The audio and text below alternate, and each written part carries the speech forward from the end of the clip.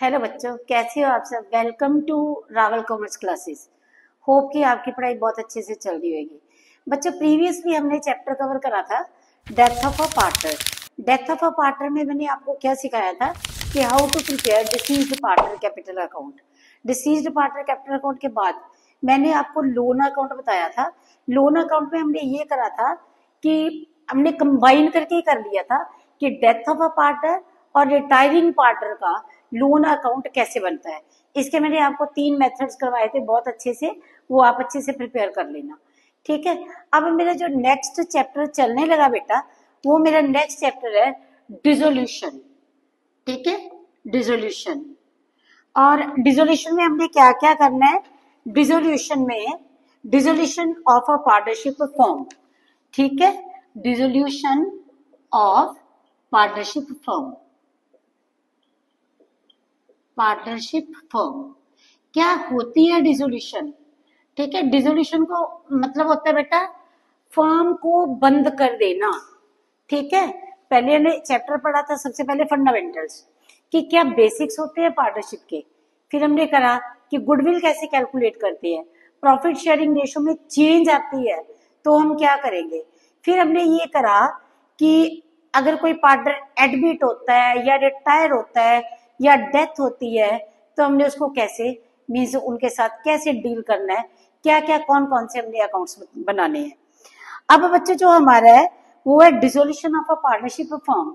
Dissolution of a partnership firm में हमने ये पढ़ना है कि according to section 39 of the Indian Partnership Act 1932, dissolution of the firm means dissolution of partnership among all the partners in the firm। जितने भी firm को ही बंद कर देना। ठीक है, means dissolution of a partnership among all the partners. सारे partners के बीच में पार्टनर्स की पार्टनरशिप को खत्म कर देना। Dissolution of the firm means dissolution of partnership among all the partners in the firm. ठीक है, means A B C D ये 4 पार्टनर्स है। ठीक है, इनकी पार्टनरशिप खत्म हो गई, फर्म बंद हो गई। ठीक है, ये बंद करने लगी है काम को, इसको हम कहेंगे डिसोल्यूशन। ठीक है, तो according to section 39 partnership act 1932, dissolution of the firm means dissolution of the partnership among all the partners in a firm. एक फर्म में पार्टनर्स का पार्टनरशिप पार्टनर्स आपस में जो रिलेशन है वो खत्म कर देते हैं।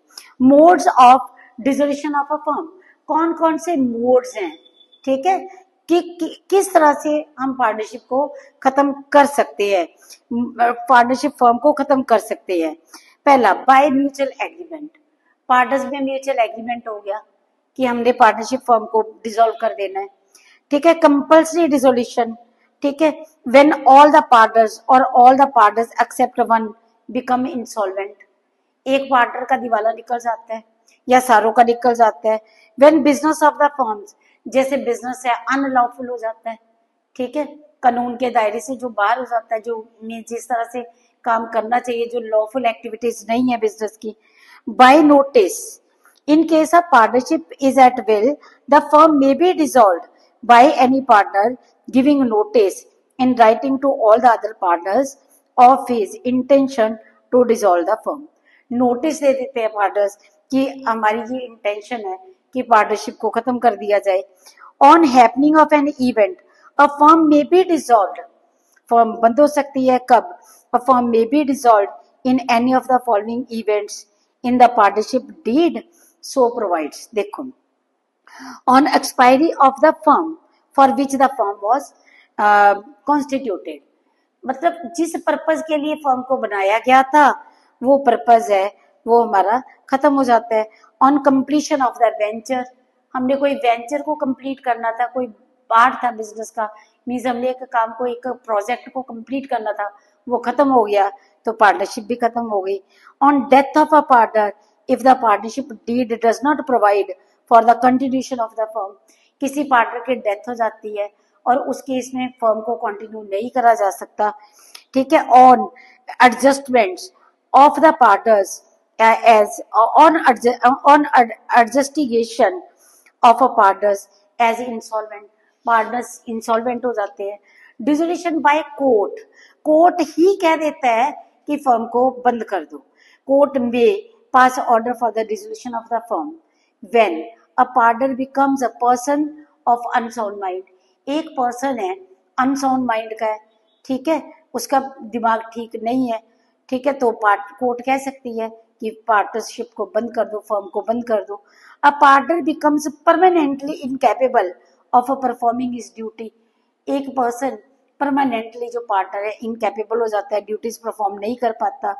A partner is found guilty of misconduct which is likely to adversely affect the business of the firm।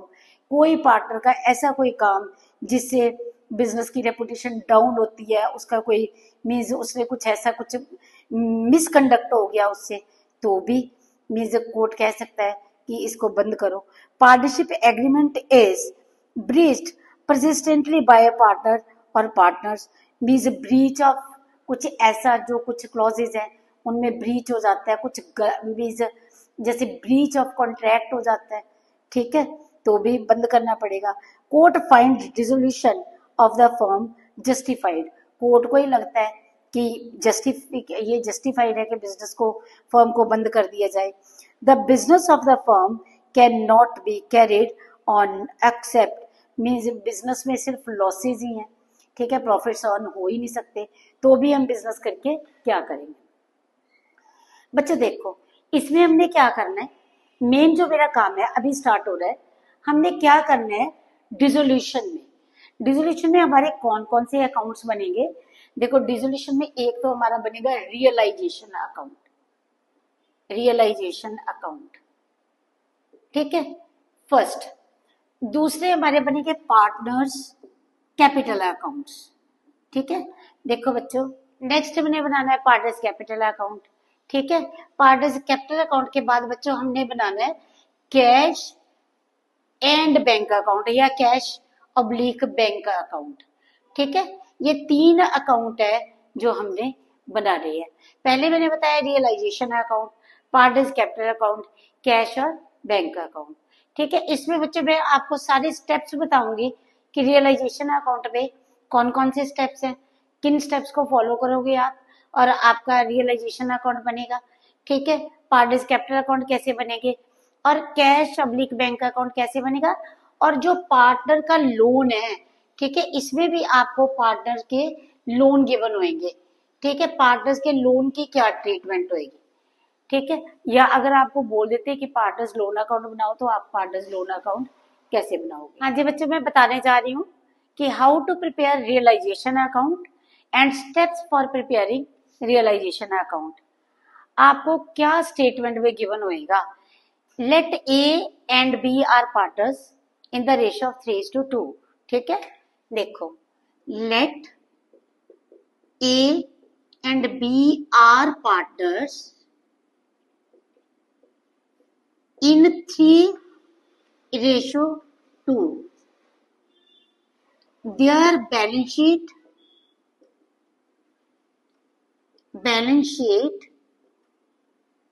is given as under, ठीक है, ईयर एंड की बैलेंस शीट है and they want to dissolve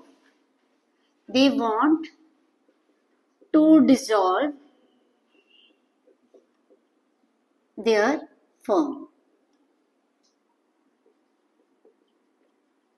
लिखा होगा prepare relevant accounts, ठीक है, from the given information. Let A and B are partners in 3:2, their balance sheet is given as under, they want to dissolve their firm.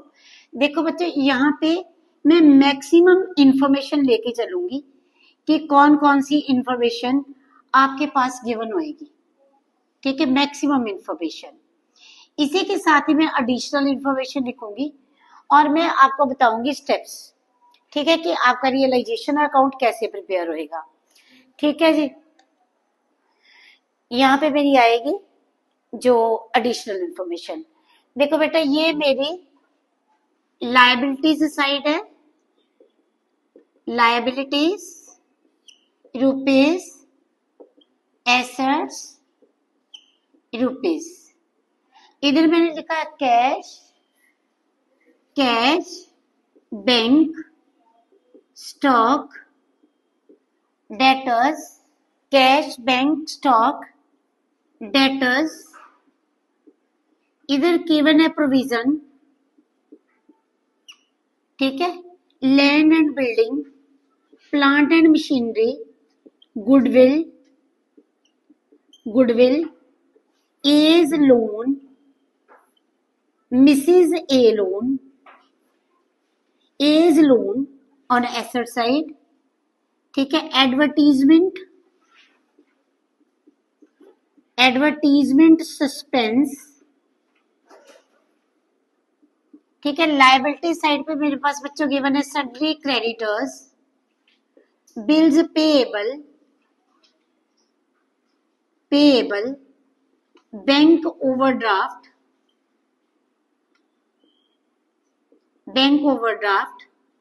ठीक है, Mrs बीज loan,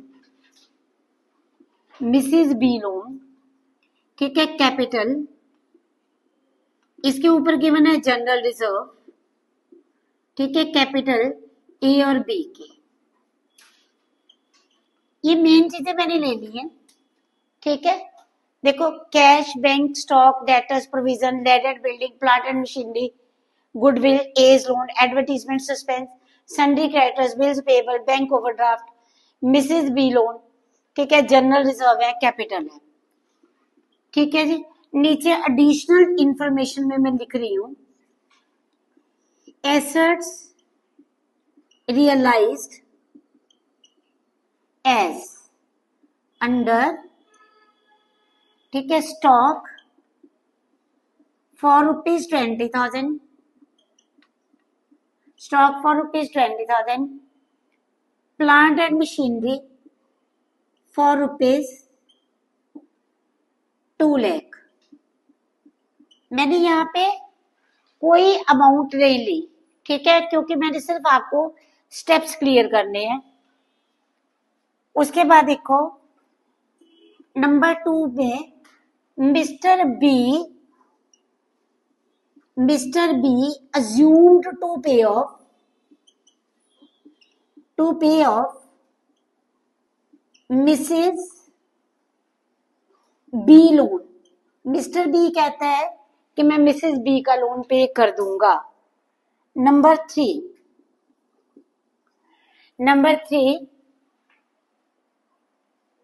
land and building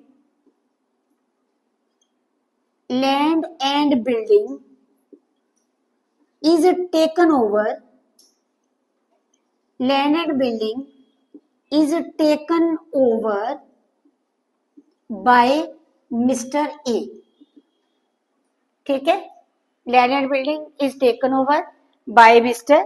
A. Creditors were paid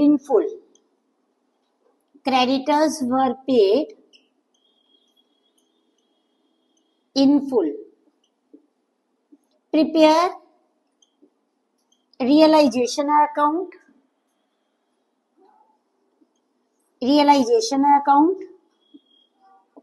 Parder's capital accounts,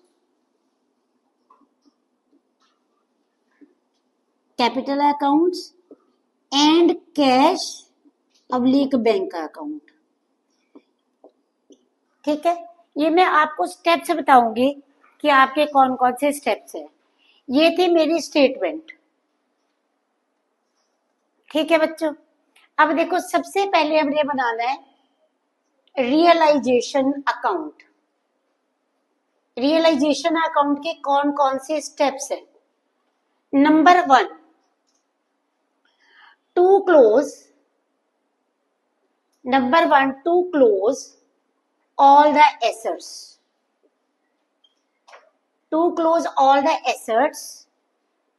except क्या क्या close नहीं होगा, to close all the assets except cash, bank, cash को close नहीं करना, बैंक को क्लोज नहीं करना, पार्टनर्स लोन अगर given on the asset side है तो इसको भी क्लोज नहीं करेंगे, ठीक है।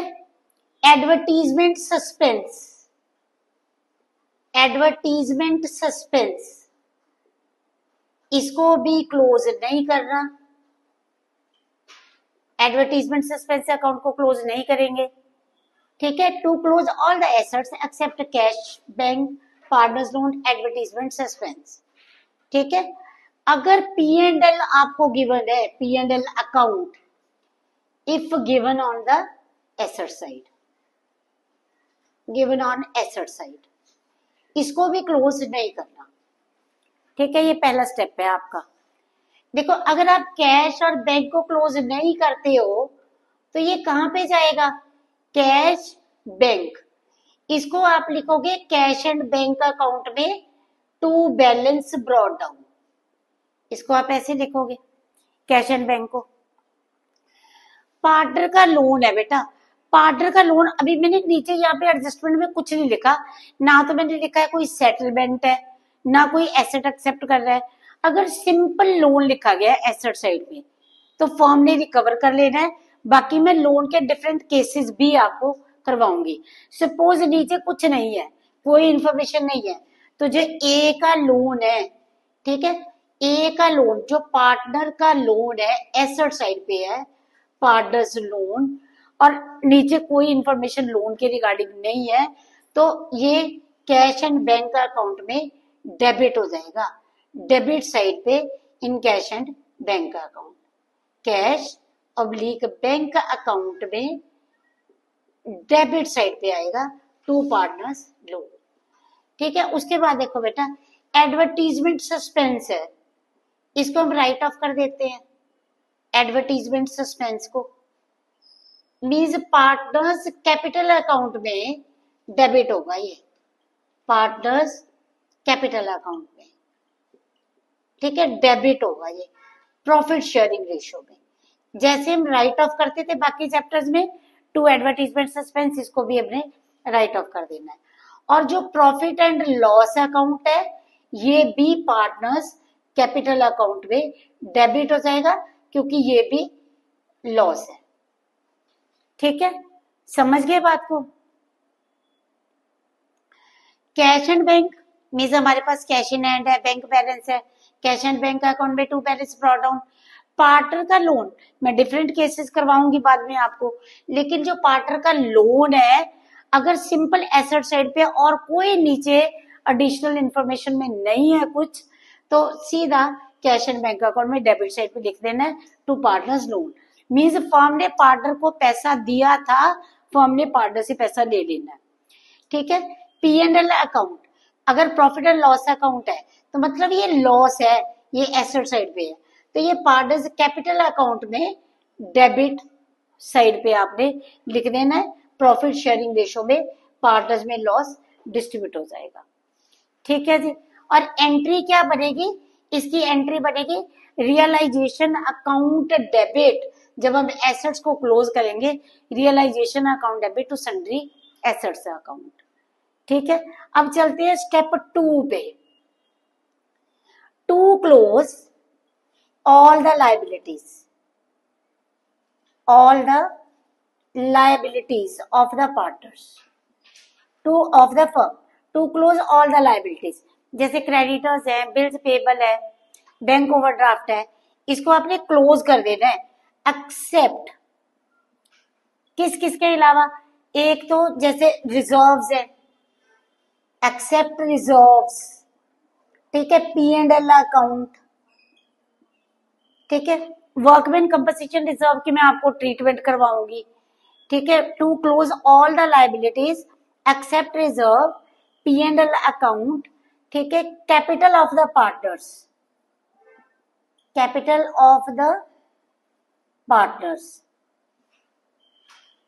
पार्टनर्स की कैपिटल को भी आपने मींस क्लोज नहीं करना। देखो जब आपने एसेट को क्लोज किया था तो एंट्री क्या बनी थी, realisation account debit to sundry assets, to sundry assets, ठीक है। अब जब आप लायबिलिटीज को क्लोज करोगे तो एंट्री क्या बनेगी, sundry liabilities account debit,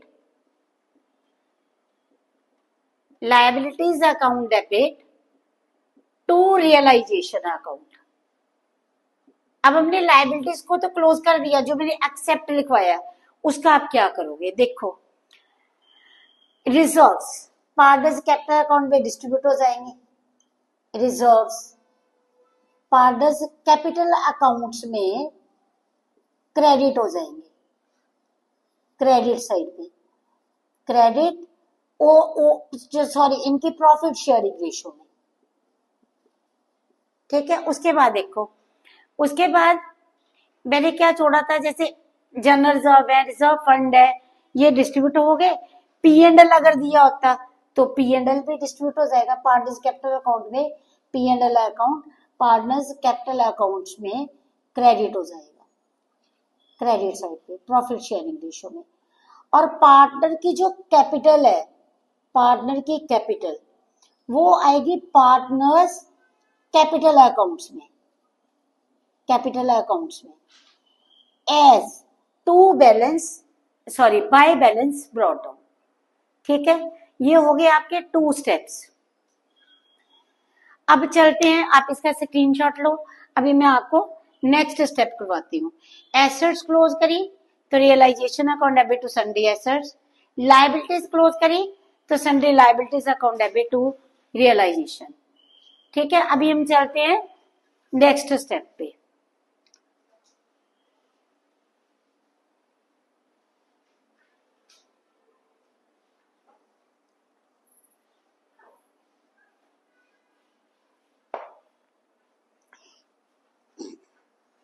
Third step, if any asset is taken over by any partner, अगर कोई भी पार्टनर किसी एसेट को टेक ओवर कर लेता है, ठीक है, if any asset is taken over, asset is taken over by any partner,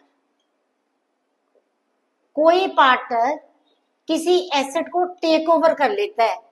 ठीक है, यहां पे जैसे मैंने लिखा था कि देखो land and building is taken over bye mister A ने लैंड एंड बिल्डिंग को ले लिया, तो हमारी एंट्री क्या होएगी? पार्टनर कैपिटल अकाउंट डेबिट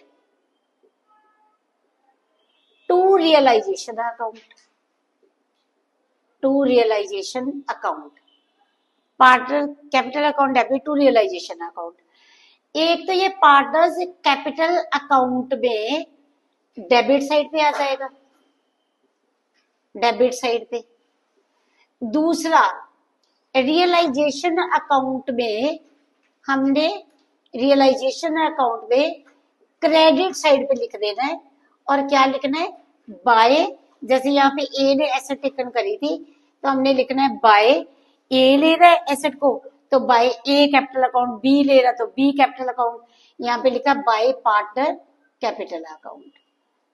ठीक है जी, ये हो गया। अब देखो नेक्स्ट आ गया मेरा, ये था मेरा थर्ड स्टेप।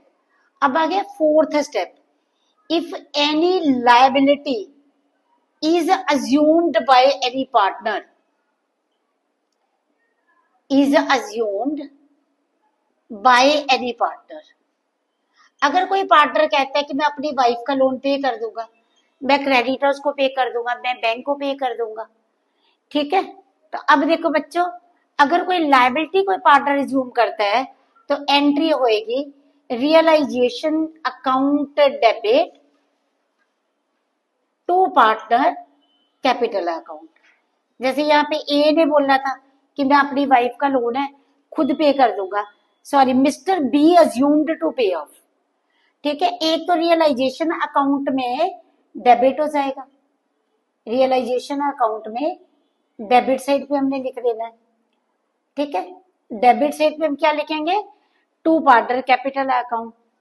ठीक है, कि लायबिलिटी नीचे लिख देंगे कि क्रेडिटर्स को अज्यूम करा है, रियलाइजेशन अकाउंट में डेबिट होगा और पार्टनर्स कैपिटल अकाउंट में क्रेडिट हो जाएगा, क्रेडिट साइड पे।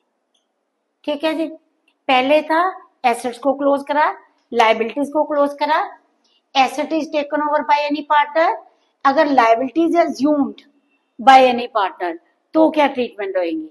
अब बच्चों में चलती हूँ नेक्स्ट स्टेप पे, आप इसको कॉपी करो फिर नेक्स्ट पे चलती हूँ। नेक्स्ट है स्टेप एसेट्स रियलाइजेशन का, ठीक है। देखो फिफ्थ स्टेप,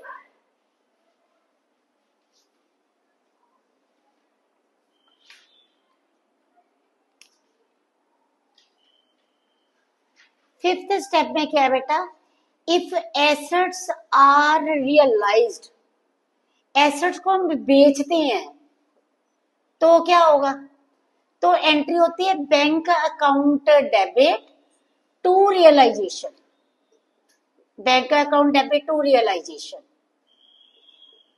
ठीक है। इसमें इंपॉर्टेंट बात क्या है, मतलब देखो बच्चों एसेट्स थी जैसे स्टॉक है, डेटर्स है, लैंडेड बिल्डिंग है, प्लांटेड मशीनरी है, ठीक है।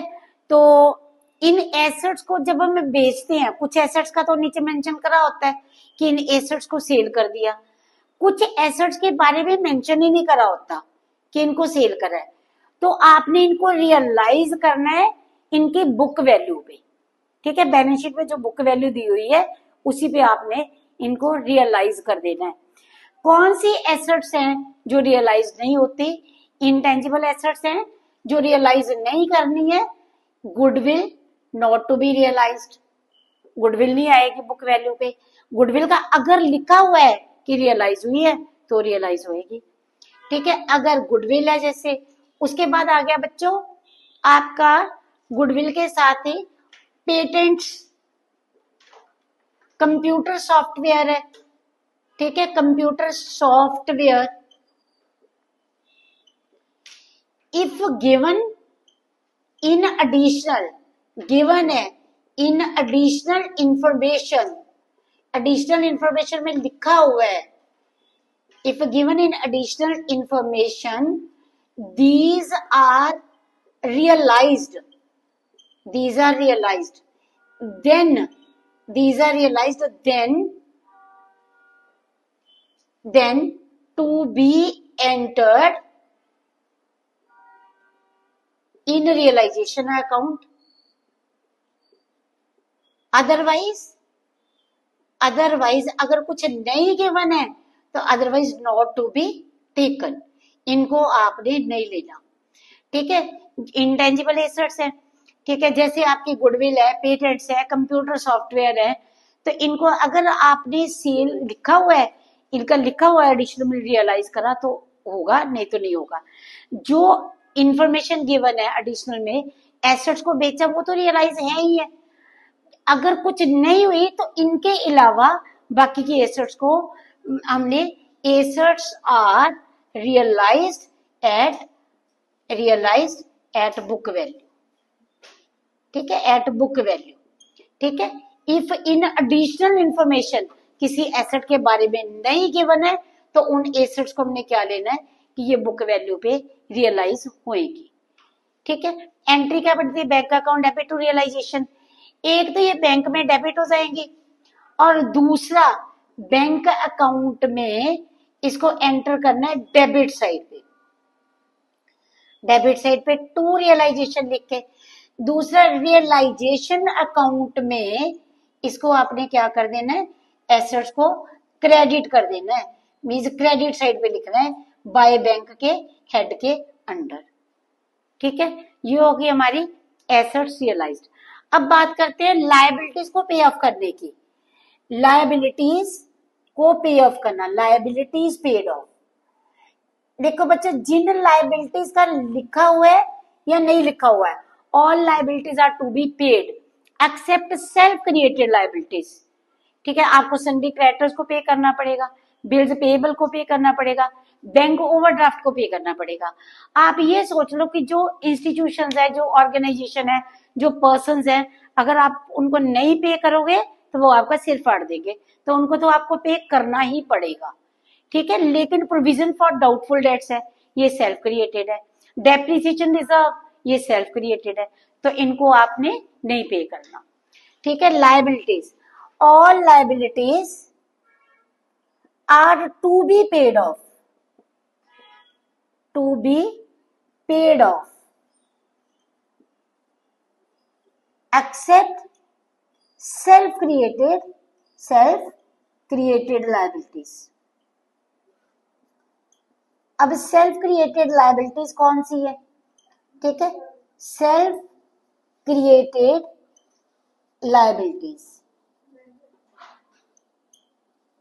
ठीक है, ये है बच्चों सेल्फ क्रिएटेड लायबिलिटीज जो है हमारी provision for doubtful debts, provision for debtors, doubtful debts.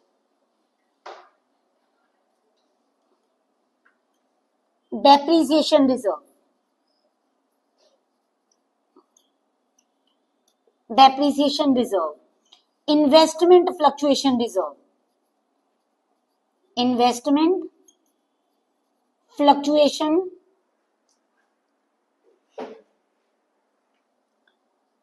Fluctuation reserve.